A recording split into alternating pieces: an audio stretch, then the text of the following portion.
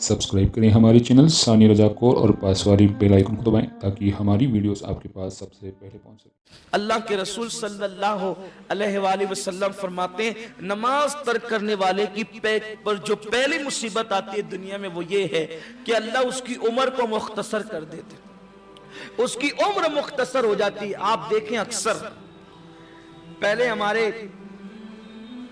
बाप दादा, नाना, परदादा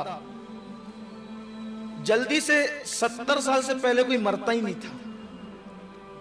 आप देख लें अक्सर, और अगर मेरी बात पे आपको यकीन नहीं आता तो बड़े कब्रिस्तान जाइए और 50 साल पहले का आप रिकॉर्ड उठा करके देखिए।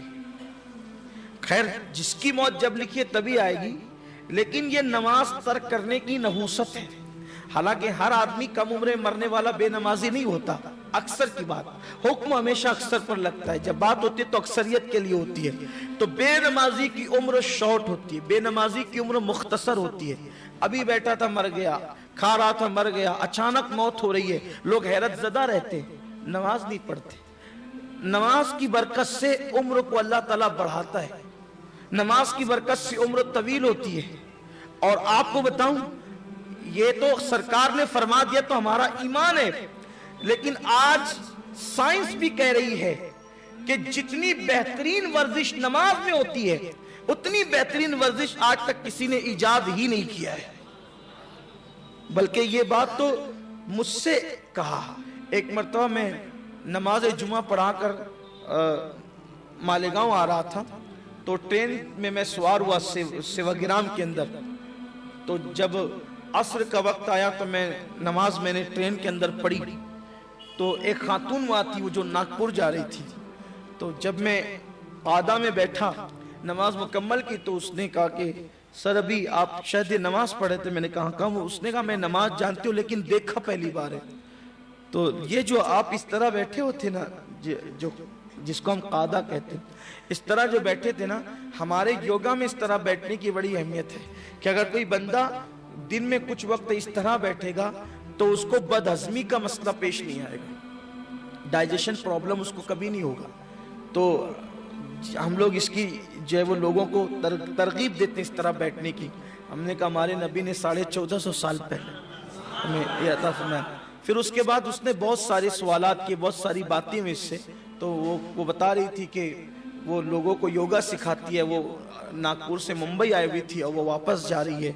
फिर मैंने उसको बहुत सारी इस्लाम की बातें बताई।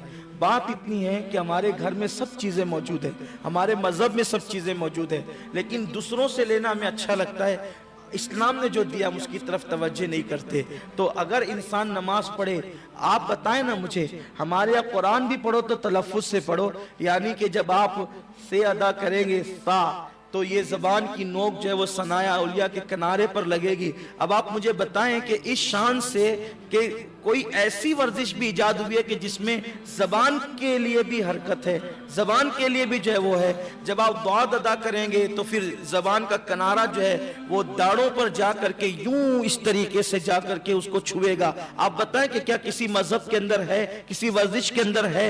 अल्लाह अकबर, दांतों की और ज़बान की वर्जिश भी जिस मजहब के अंदर मौजूद हो, आज मुसलमानों ने उसको तर्क कर दिया है। मेरे प्यारे आका सल्लल्लाहु अलैहि वसल्लम के प्यारे दीवानों, लेकिन कभी हमने इस तरफ तवज्जो नहीं की। तो अल्लाह के हबीब सल्लल्लाहु अलैहि वसल्लम फरमाते हैं, जो नमाज तर्क कर देता है अल्लाह तबारक व तआला पहली मुसीबत उस पर यह डालता है कि उसकी उम्र को घटा देता है, उसकी उम्र कम हो जाती है। दूसरी मुसीबत जो उस पर दुनिया में आती है वो ये है कि उसके चेहरे से सालिहीन का नूर उठ जाता है।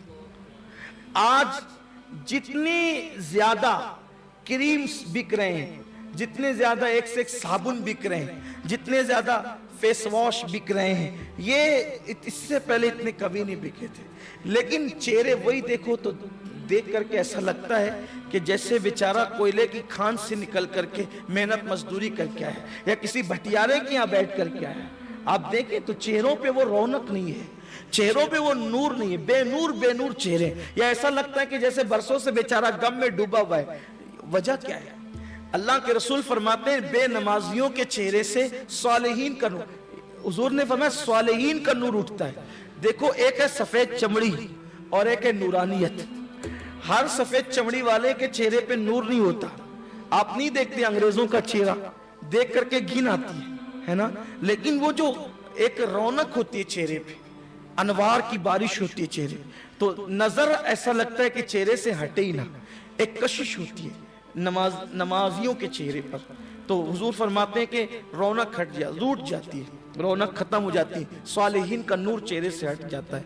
अल्लाह के रसूल अलैहि सलाम का एक फरमान और भी है कि सजदे की बरकत, अगर रात के सजदे आपने किए हैं तो सजदे की बरकत सुबह को जाहिर होती है, और अगर आपने रात को गुनाह किया है तो गुनाह की नहुसत भी सुबह को जाहिर होती है। चेहरे अजीब से लगते हैं तो चेहरे बताते हैं, और यहां भी और क़यामत में भी। इसलिए सालिहीन का नूर अगर चेहरे पे चाहिए, मैं साबुन से मुंह धोने को मना नहीं करता, मैं फेस वॉश के इस्तेमाल से आपको मना नहीं करता, जायज है। अगर उसके अंदर कोई नाजायज अशिया की मिलावट नहीं करना चाहिए। अल्लाह ताला को हुस्न पसंद है, जीनत पसंद है, लेकिन अगर चेहरे पे वाकई नूरानियत चाहिए तो उसके लिए सजदों की कसरत चाहिए। आप देखें, इसीलिए फरमाया गया कि वली की पहचान ये है, तवज्जो, वली की पहचान ये कि उसको देखो तो खुदा याद आ जाए। वली की पहचान क्या है? उसको देखो तो खुदा याद आ जाए। और खुदा किसको देखकर याद आए? जब तक कि वो सजदा नहीं करेगा खुदा उसको देखकर याद नहीं आएगा। तो पता चला कि हर वली नमाजी होता है, बेनमाजी कभी वली हो ही नहीं सकता। नमाज की अहमियत है। फरमाया तीसरी चीज, तीसरी मुसीबत जो उसको आती है कि जब भी वो कोई इबादत करता है, नमाज को छोड़ के कोई भी वो नफल काम करता है, तो उसके नफिल काम की बरकतें उसको नहीं मिलती। नमाज को छोड़कर वो जितने भी नेकियों के काम करता है उसकी बरकत उसको नसीब नहीं होती। इसलिए कि जिसकी नमाज कबूल है उसकी दूसरी इबादतें भी कबूल है। अगर वो नमाज ही नहीं पढ़ रहा है तो दूसरे कामों की बरकत से वो महरूम होगा।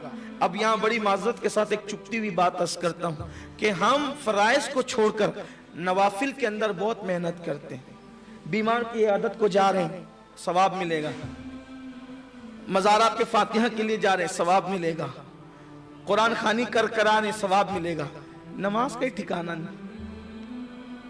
ये अल्लाह के रसूल सल्लल्लाहु अलैहि वसल्लम फरमा रहे हैं, आक़ाए करीम सल्लल्लाहु अलैहि वसल्लम का फरमान है कि जिसने नमाज तर्क कर दी वो दूसरी इबादतों की बरकतों से महरूम हो जाएगा।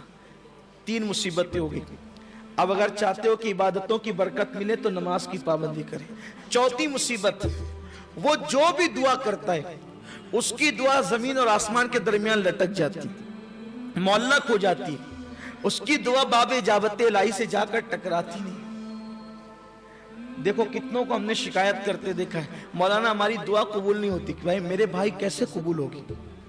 दुआ कबूल कैसे होगी? तू तो अल्लाह की इबादत के लिए कमर बस्ता नहीं है।